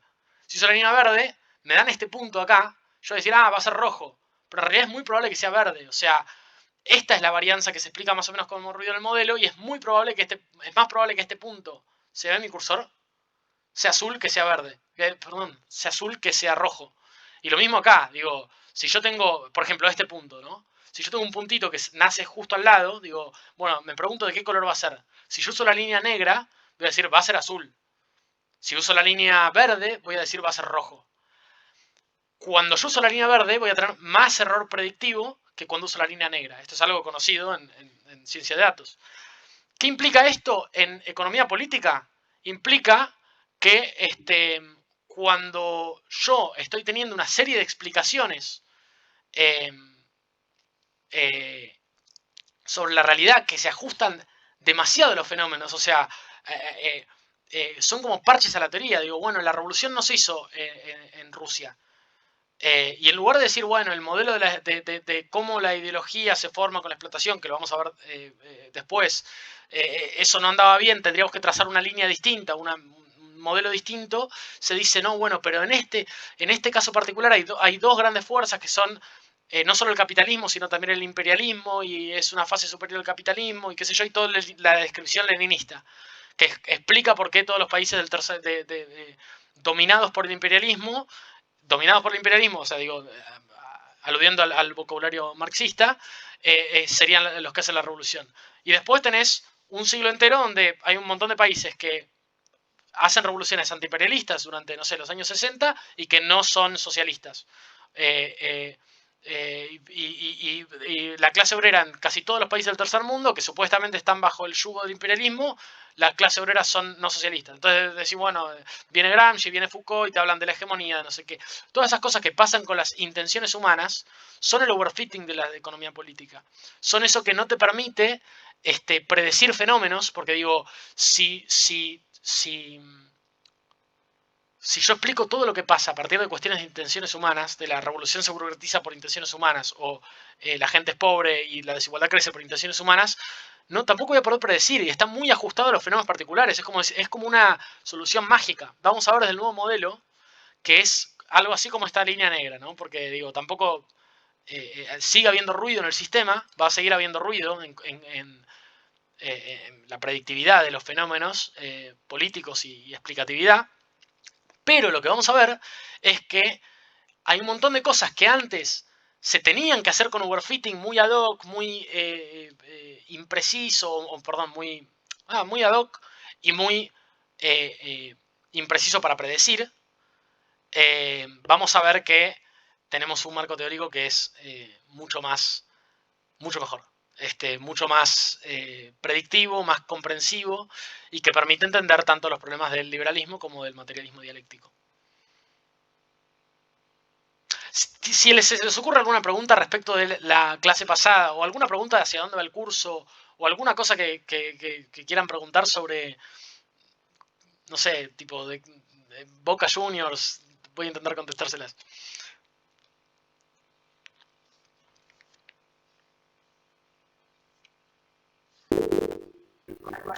Sí, sí, Nico, si querés, podés mandar por el chat también, ¿eh? Sí, igual ahora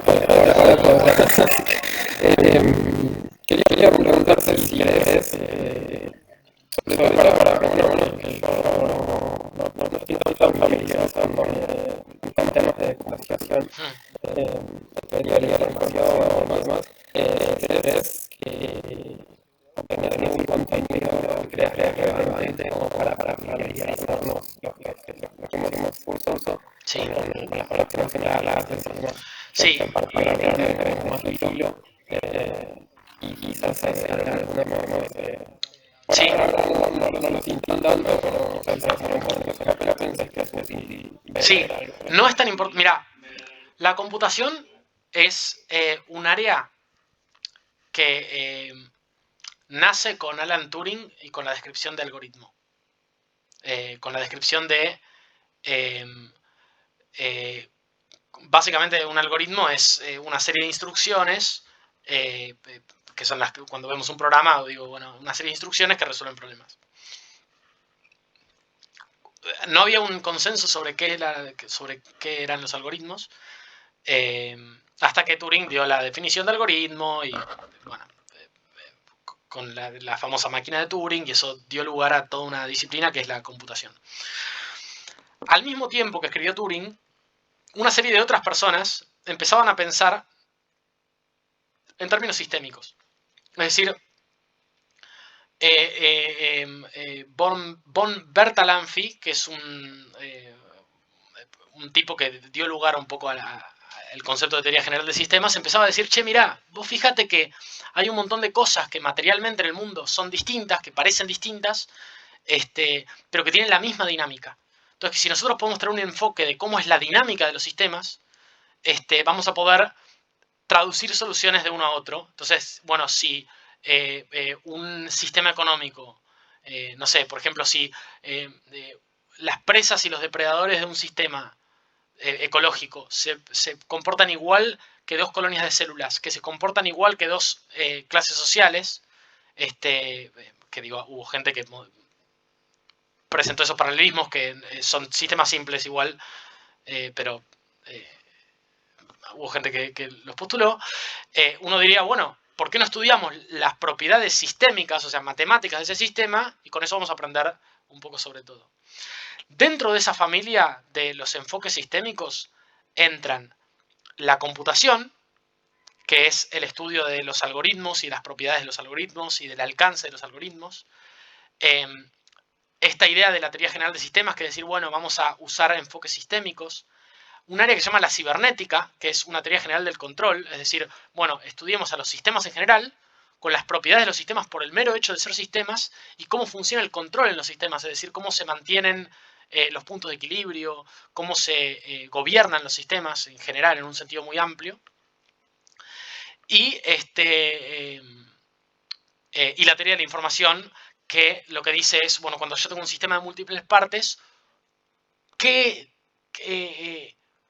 se formula el concepto de información, que es básicamente cómo estos sistemas pueden las partes pueden comunicarse entre sí en un sentido amplio. Es decir, bueno, es largo de definir porque eso es básicamente la teoría de la información. Toda esta familia de cosas es a lo que yo llamo informática. Es un sentido muy general sobre lo cual la computación se queda corta, ¿no? Entonces, cuando yo hablo de informática, estoy hablando más de un modo de pensar las cosas que de la programación en general. Ahora, la computación y la programación en particular permite encarar la teoría general de sistemas de un modo nuevo. ¿Por qué? La teoría general de sistemas crece mucho en los años 40, 50, porque creció mucho la cibernética en esos tiempos. Es decir, la teoría del control creció mucho como para teledirigir misiles durante la Segunda Guerra Mundial.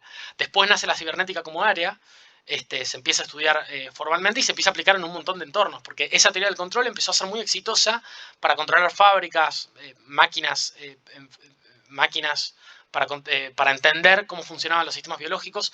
Tuvo tipo un sinfín de aplicaciones la cibernética, que forma parte de esto que llamo informática, ¿no? Se aplicó la economía cuando en los años 70 Salvador Allende intentó implementar el socialismo en Chile. Llamó a un cibernetista que se llama Stafford Beer, como para que viniera a Chile a hacer la transición al socialismo de manera controlada, equilibrada, etc. Y armaron un equipo que se llamó CiberSyn, del cual básicamente Sideward está como muy inspirado. De hecho, yo a principios del 2020, que fue cuando empecé a escribir bien toda esta teoría, tuve algunas conversaciones con algunos referentes de épocas anteriores que habían sido muy interdisciplinarias, muy piolas, como en los años 70. Uno de ellos fue el que dirigió todo el área de desarrollo de software, es decir, toda el área que aplicaba los principios de la cibernética a la economía chilena en el proyecto CiberSyn. Y conversamos de algunas cosas, sobre todo de cómo se podría mejorar, ¿no?, el proyecto chileno hoy en día. Fue una experiencia muy enriquecedora y en gran parte todo este proyecto está motivado por también esa afinidad histórica, ¿no?, de decir cómo estamos... es una continuación de un proyecto que lleva mucho tiempo. Eso es la cibernética. Ahora, en términos de recomendaciones... Bueno, una cosa más en esta breve introducción a las recomendaciones, que la estoy haciendo larga, pero está bueno también dejarlo acá, es que la computación y esta noción de algoritmo... no sé si recuerdan que Agustín la clase pasada habló de sistemas reactivos y de que la noción de algoritmo era un poco limitada para pensar los sistemas de computación. ¿Por qué? Porque en programación hoy, por ejemplo, el celular, un algoritmo es algo que tiene una entrada y una salida, un principio y un final. Mientras que, por ejemplo, hay un programa que controla cómo funciona mi celular, que está todo el tiempo corriendo, que no es que empiece y termina, todo el tiempo está esperando a ver si yo aprieto una tecla, todo el tiempo está esperando a ver si yo hago algo. Y este tipo de cosas de computación se empiezan a modelar desde otros paradigmas, de entender desde otros paradigmas, donde la computación deja de entenderse desde el paradigma del algoritmo de Turing y pasa a entenderse desde el concepto de modelo de una cosa que siempre, que es dinámica, que es un sistema que funciona. También por esos años empezó un paradigma de programación que se llama orientado a objetos, donde los sistemas de computación, casi todos los que hoy usamos, en el software están programados a partir de la noción de objeto. Objetos con propiedades son sistemas en varios sentidos. Y a partir de la programación orientada a objetos nace también un montón de los modelos que hoy permiten tratar con sistemas complejos, porque nos permiten hablar de sistemas de múltiples partes. Bueno, el éxito de la cibernética y de los enfoques sistémicos dio lugar a una primera gran oleada de los enfoques sistémicos en todas las disciplinas. Nace en la psicología sistémica, la antropología sistémica, la biología sistémica, una serie de enfoques sistémicos que se basan en varias nociones. Estas nociones sistémicas perdieron algún terreno porque todavía no podían tratar con la complejidad. Es decir, la psicología sistémica solo permitía decir, bueno, una persona es un sistema abierto, es decir, que su comportamiento y funcionamiento depende de las personas que tiene cerca. Bueno, hay distintas dinámicas a partir de las cuales el núcleo familiar afecta a la persona, etc. Hoy en día tenemos herramientas complejas que permiten entender con mucho mayor nivel de rigor cómo funciona la psicología humana a gran escala. Ahora, cuando yo hablo hay un montón de cosas de esta, entonces cuando hablo de la computación, no va a ser necesario para el curso ver todas estas cosas, pero voy a mostrar una introducción a los sistemas complejos en general, que me parece como muy fundamental, y al pensamiento de la teoría general de sistemas. Dicho esto, la introducción que recomiendo es, al pensamiento sistémico, recomiendo infinitamente un libro de William Ross Ashby, que se llama Introduction to Cybernetics, sobre todo la parte 1, que trata sobre mecanismos. Es accesible, es accesible, digo, hace falta concentración, pero está formulado de tal manera que pueda ser comprensible para cualquier persona que no tenga formación en sistemas formales. Después habla de teoría de la información, pero la parte 1 es muy, muy buena. Dale, muchas gracias, Joaco. En segundo lugar, sobre cibernética, me parece fundamental que fichen a Stafford Beer, S-T-A-F-F-O-R-D, espacio Beer como cerveza, es un prócer de esto que estamos pretendiendo hacer acá. Y en gran medida, digo, todo esto es agarrar las ideas y las propuestas de Stafford Beer y la tradición de sistemas complejos y unirlas en una propuesta superadora, pero digo, superadora a hombros de gigantes, ¿no? Entonces, esas son las dos cosas sobre cibernética. Sobre sistemas complejos, recomiendo ampliamente un canal de YouTube del Instituto Santa Fe, que es la meca de los sistemas complejos, que se llama, Santa Fe Complexity Explorer. Complexity Explorer tiene un montón de cursos muy piolas. Después también hay una página donde se pueden hacer esos cursos. Está buenísimo. Y hay de distintos tipos, distintos enfoques a la complejidad. Lo recomiendo ampliamente para ir siguiendo este curso. Y por último lugar, hay una pequeña introducción en un libro que se llama Introduction to Agent-Based Models de Uri Wilensky con W-K-Y, o sea, Ui con W-L-E-N-S-K-Y o I, no sé, la verdad es que no sé por qué lo deletreo porque no recuerdo bien cómo se escribe, que explica con un programa que se llama NetLogo, que es un programa que ellos desarrollaron en una universidad que no recuerdo, que permite llevar a cabo modelos multiagentes, que hoy se usan mucho y hay gente que lo enseña incluso en colegios secundarios, hay gente que no tiene nada de experiencia en programación. Así que bueno, esos son los 4, ¿no? Introduction to Cybernetics de William Rosaggi para entender un poco el concepto general de la teoría, los conceptos básicos de la teoría general de sistemas. Stafford Beer para entender un poco esa motivación. Voy a pasar textos concretos. La motivación de usar estas cosas en economía, o sea, la teoría general de sistemas aplicada a la economía. Santa Fe Institute, Complexity Explorer para tener una introducción general a los sistemas complejos, que está buenísima. Y este libro de Uri Wilensky, que es Introduction to Agent-Based Models, si te interesa empezar a hacer modelos multiagentes de un modo muy accesible. Pero bueno, es un camino de ida, es muy largo. Está buenísimo también, Agus Urtega, si estás ahí, hay un montón de aplicaciones de ese tipo de NetLogo en antropología que están buenísimas también. Sí, tengo una idea. Bueno, eso es la respuesta larga a esta pregunta, pero bueno, la dejo también pensando en que la mayoría de las personas en la clase anterior la vieron diferido. Tuvo como 70 visitas y la clase había tenido como 20. Así que también en parte estoy pensando en dejar estas clases como buenas exposiciones. Recomiendo a los que ven después, súmense a las clases porque está buenísimo también para mí, para dar las exposiciones siempre está mejor tener gente. Recomiendo ampliamente que sigamos la conversación en el Classroom. Eso estaría muy bueno y sería muy enriquecedor. Y en parte el curso está motivado como para... digo, la principal motivación del curso es tener esas discusiones, esas conversaciones. Si hay alguna pregunta más, la podemos contestar. Si no, si quieren, pueden estar en el Classroom también. Si hay algún comentario, alguna observación.